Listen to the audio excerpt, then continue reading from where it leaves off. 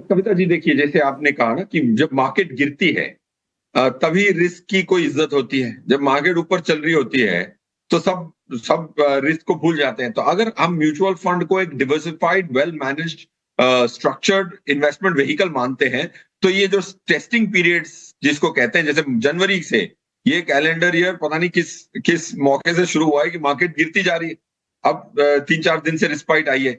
इस दौर में 1 जनवरी से हमने एक स्टडी करी, राइट। एनएससी 500 2300 शेयर करीबन करीबन लिस्ट एनएससी पे हैं जो ट्रेड हो रहे हैं।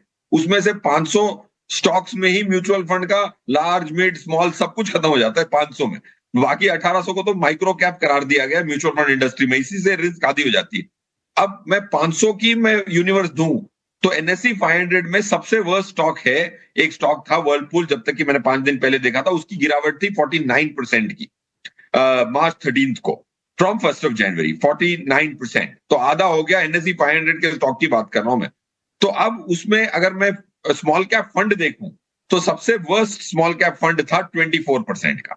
वर्स्ट स्मॉल कैप फंड और वर्स्ट स्टॉक, वो भी एनएससी 500 के स्टॉक की बात कर रहा हूं मैं, 2000 में स्टॉक की नहीं बात कर रहा हूं, उसमें भी गिरावट आती है। और एवरेज थी 12% की गिरावट, और इधर स्मॉल कैप में एवरेज गिरावट ही 29% की थी। सो पॉइंट ये कह रहा हूं कि देखिए, मार्केट में गिरना कोई बड़ी बात नहीं है।